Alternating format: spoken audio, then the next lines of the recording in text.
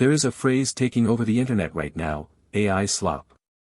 Low effort, mass-produced videos, pumped out by the thousand, designed to farm your clicks and your ad revenue with almost no human touch. And in 2026, YouTube finally decided it has had enough. It just wiped out channels with tens of millions of subscribers overnight. Now, I am going to be honest with you up front, because this topic hits close to home. Let us talk about what is really happening, and where the line actually is.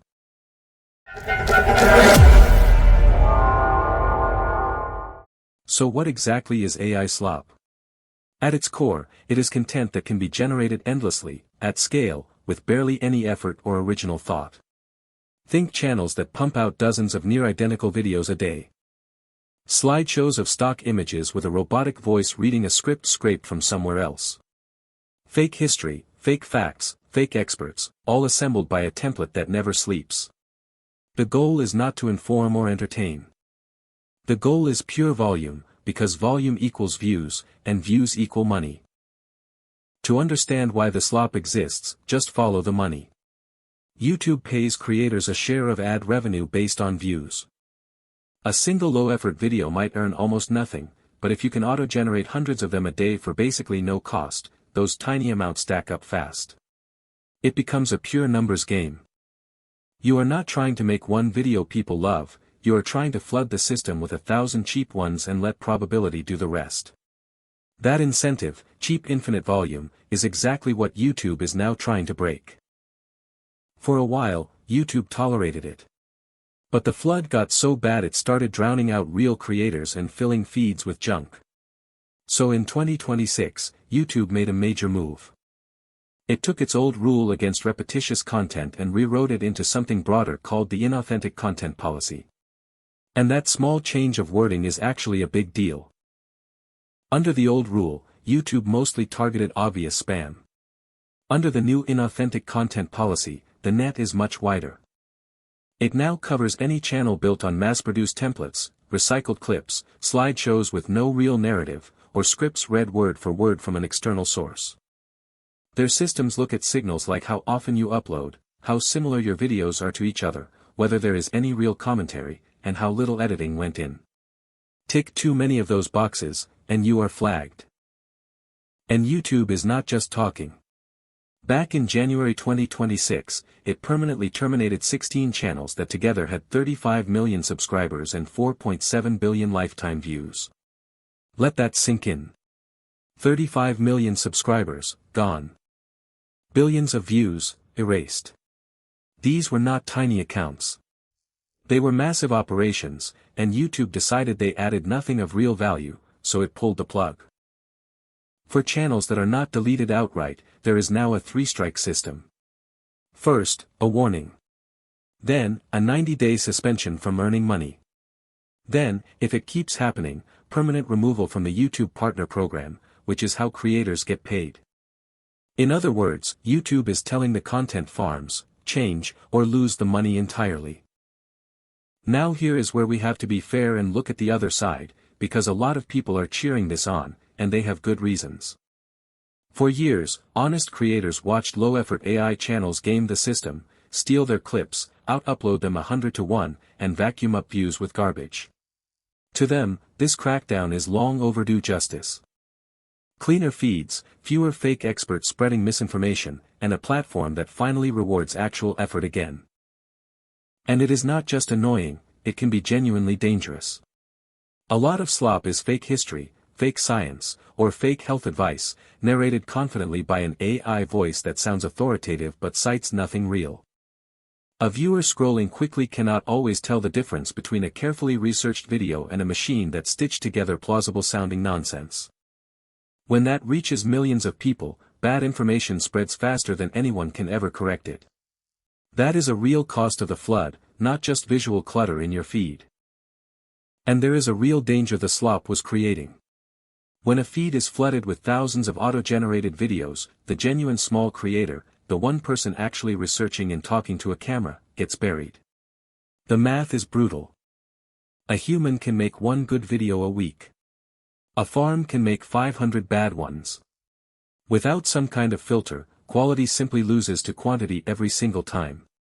So a lot of people see this policy as YouTube protecting the humans. But now the other view, and this is the part that matters most, especially from a channel like this one. Here is the uncomfortable truth I promised. This channel uses AI. The voice you are hearing, a lot of the production, is AI assisted. So am I part of the problem? That is a fair question, and the answer reveals where the real line is. Because the line is not simply AI or not AI. YouTube itself said this clearly. AI-assisted content can still be monetized, as long as it offers original value, is significantly transformed, and adds real human input. You just have to toggle a disclosure in the settings marking it as altered or synthetic. The policy is not aiming to ban AI as a tool. It is aiming to ban laziness. Those are two very different things, and the whole debate collapses when people confuse them. Think of it like a kitchen. A modern chef uses power tools, machines, and shortcuts constantly. Nobody calls that cheating, because the chef still chooses the recipe, tastes the dish, and takes responsibility for what comes out. Slop is different. Slop is a vending machine spitting out the same microwave product 1,000 times with nobody tasting anything. The tool is not the problem. The absence of a human deciding what is good, that is the problem. So the real test is not, did a machine help you make this? It is, did a human add judgment, research, a point of view, something worth someone's time? A creator who uses AI to help write, but who checks the facts, adds an honest opinion, and actually has something to say, is doing something completely different from a farm that auto-generates 500 fact-free slideshows a day. Same tools. Opposite intent. And viewers can feel the difference, even when they cannot name it. So if you are a creator using AI, how do you actually stay on the right side of this? The practical answer is simple. Toggle the altered or synthetic content disclosure, so you are honest about your tools. Then add the things a machine cannot fake.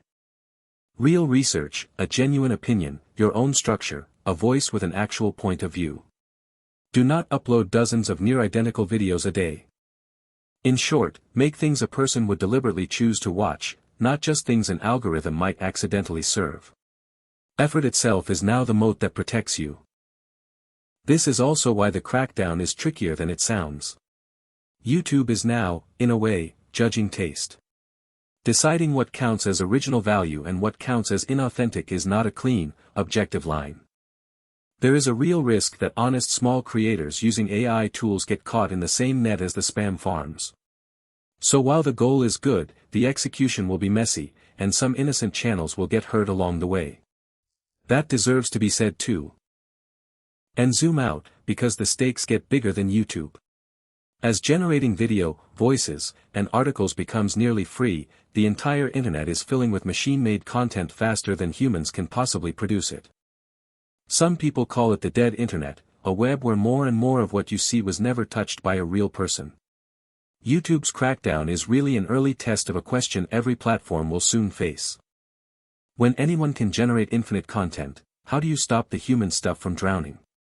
Nobody has truly solved that yet, and how this plays out here is a preview of the whole web's future.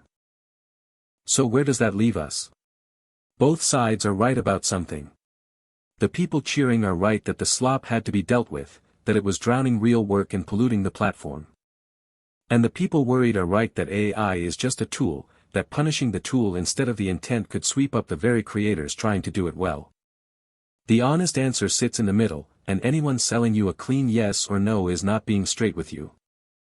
And maybe that is the healthiest way to watch anything now, including this. Do not ask whether AI touched it. Ask whether a human cared about it.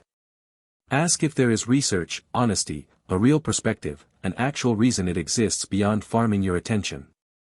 If the answer is yes, the tools behind it do not matter. If the answer is no, no amount of technology will save it. So here is the takeaway. AI slop is a real problem, and YouTube is right to fight it. But the enemy was never AI. The enemy is content made with zero human care, at infinite scale, purely to extract money from you. The tools will only get more powerful from here. What will always separate the signal from the slop is whether a person actually stood behind it and said, "This is worth your time." That is the standard I try to hold this channel to, and you should hold me to it. If that resonates, subscribe, and let me know in the comments where you think the line really is. Thanks for watching.